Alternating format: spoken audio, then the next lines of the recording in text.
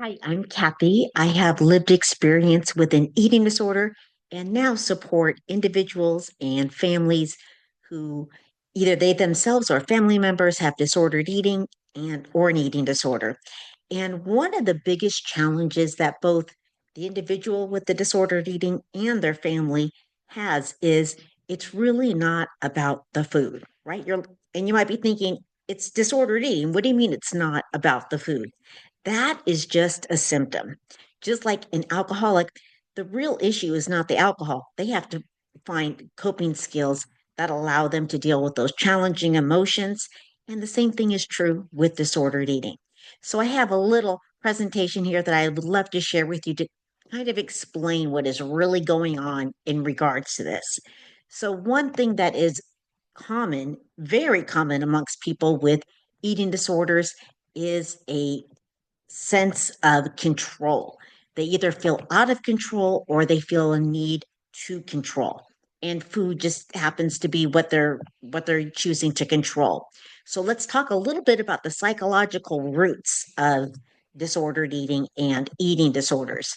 So, often individuals have this world where they often feel it's very unpredictable. They don't get to control things, right? That leads to emotional distress, it leads to anxiety, and it leads to trauma. So their coping mechanism is to control one aspect of their lives. And so generally it's the regulating their food intake in some way. So what it's trying to do is take this out of control world and make control of it. And I know for myself, when I was going through an eating disorder, my world felt out of control. My mother had ALS. Um, I was going to school full time, working full time, had relationship issues. So all of this was going on. And I said, this is just too much to handle. But the one thing I can control is my food. So that's how it all started. And then guess what happened?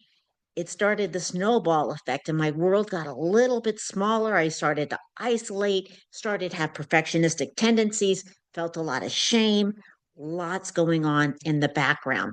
So often when we have disordered eating, it's kind of a pillar. There's three pillars there, as if it's part of a stool. So first, there's an external locus of control. So the person feels that their life is controlled by external factors, whether it be others, not being able to say no, looking to social media for those vanity, those likes, and connecting online where you don't have control over those things. So we've noticed with the advent of social media, eating disorders have gone up substantially.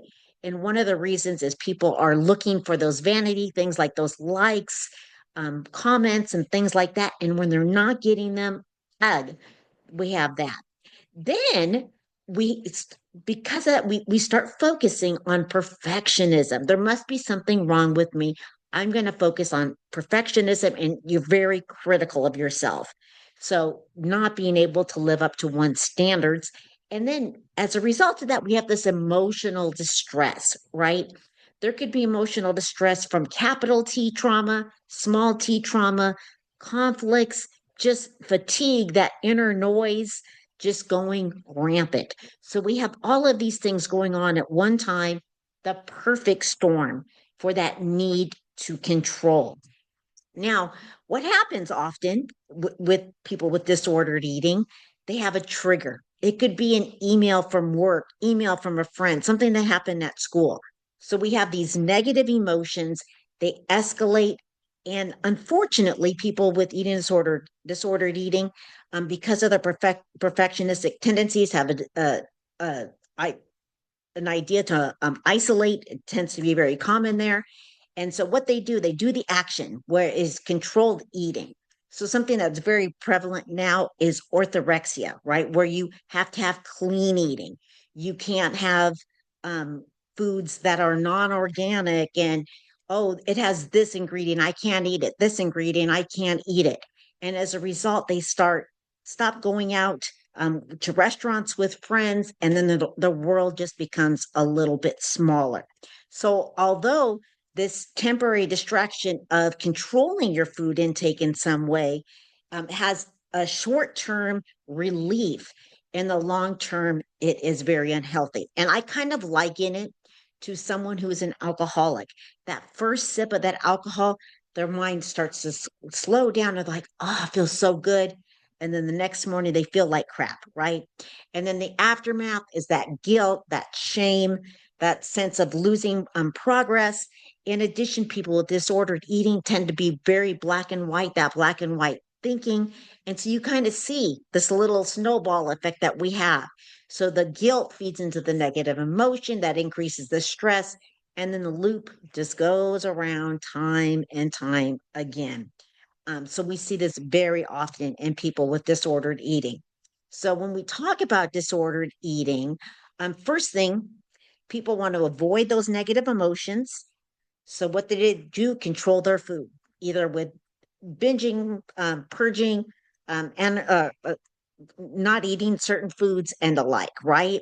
And so then, because they've controlled those negative emotions, they start obsessing over having meticulously planning their meals, counting calories, severely restricting, dominance over the body, right? Because it gives them that sense of control. Unfortunately, I lived with an eating disorder for years, and I can look at any plate and be pretty accurate on how many calories it is. It takes up so much brain space. It is amazing how long it would take me to get out of a grocery store because I had to read every ingredient that was in everything that I ate, right? So there was that constant control. So you have this illusion that you can control your life in some way because you're controlling this one aspect. This is where the numbers come in, whether it be weight, calorie restriction, how long you're going to work out. You'll notice people with disordered eating weigh themselves daily, often multiple times a day, right?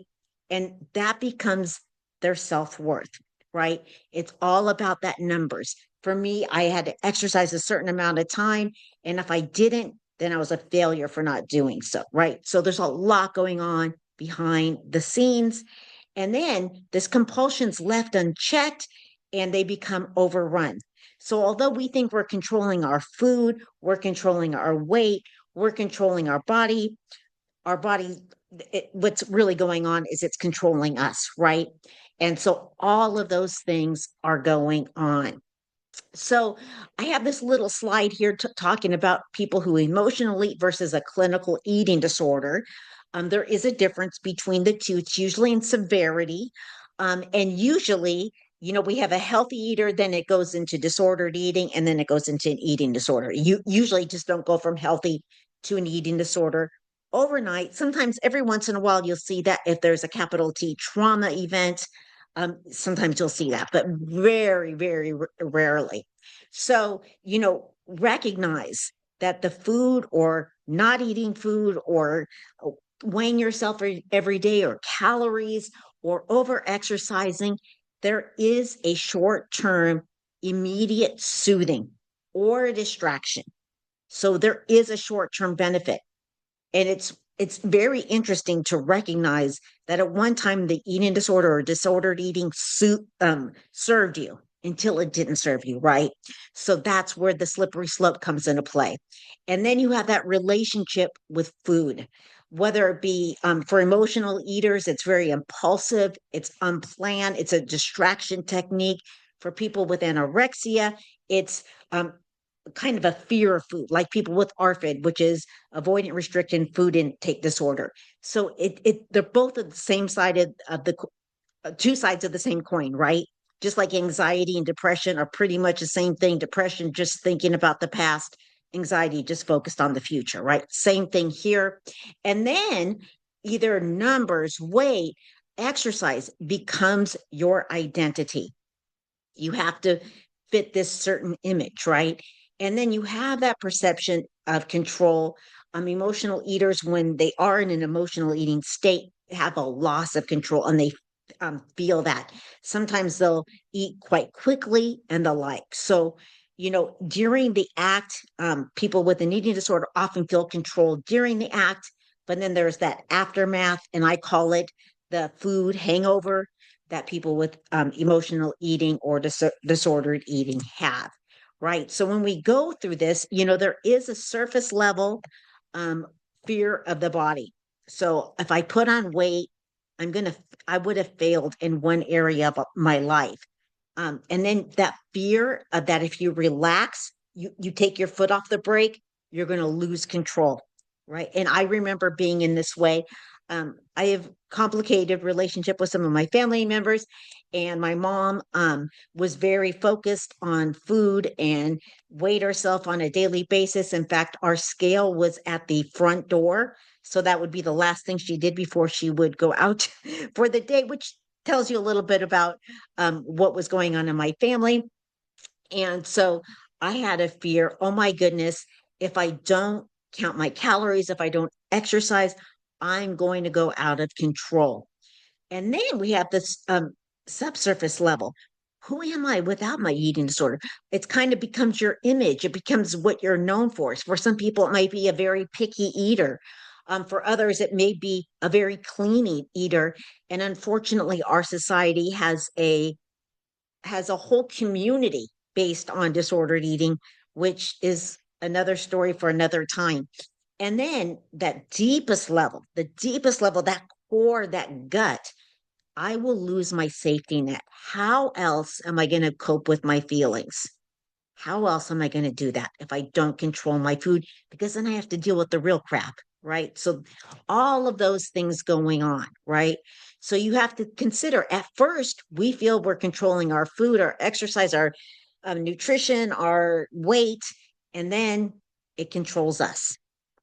And it's very scary to recognize this because usually people in this state don't know they're in that state. They still think they're in this area over here. So the real thing is who is controlling who. And I liken it, I always refer to my eating disorder as uh unhealthy romantic relationship. And at first, that person is, oh my goodness, I'm always going to be here for you. I'm the only one that's here for you. And then they start isolating you from your friends. And then at first you thought, oh my goodness, they're my knight in shining armor. And then they find out that that's the exact opposite of what they are. So I kind of liken it to that, if that helps you out as well. So, although we think eating disorders are about the food, they really are not. It's an illusion that we feel like we're in control until we are out of control. So just some things to leave us with, some interventions that you can do. First of all, just being aware of it. Just being aware of it is 50% of the recovery right there, right? So just listening to your hunger cues, your things along those lines are going to put you in the step of the right direction. My two tools that save me, one, opposite action. So when I wanted to isolate, when I wanted to skip a snack, I knew to do opposite action. Kathy, don't trust yourself right now. That was my go to. My second one was accountability. I would have an accountability partner. I would call someone, I would text someone, hey, I'm going to do this today. Make sure I do it. And because in the morning is when I'm in my healthiest mindset. So I would make that commitment to myself and I would tell somebody else that would hold me accountable. Some other things you can do is remove triggering things, whether it be if you tend to binge, removing those foods for just a bit, removing the scale, getting away from that crappy social media where you start comparing yourself and saying, I should do this. That is not healthy for you. And then something that we don't talk a lot about is diversion or using distractions. For me, it's going outside. If you have a furry little four-legged friend, they are such a great diversion. Distractions get a bad rap, but when we're first starting out, distractions can help you. And then you get to the point where you can start dealing with the real stuff, right? And then just having that mindset, that yoga. I know when I don't have enough time for yoga is when I need it the most. So those are just some things I hope help you, but just recognize that there's a lot of resources out there. If you don't have financial resources or time resources to see a therapist, there are a lot of online tools, online books. for cognitive behavioral therapy, dialectical behavior therapy, and just incorporating yoga, meditation, structured nutrition counseling um, throughout your recovery. It's just a great way to get out there, out of the disordered eating. So I hope that this helps, recognizing that really is not about the food.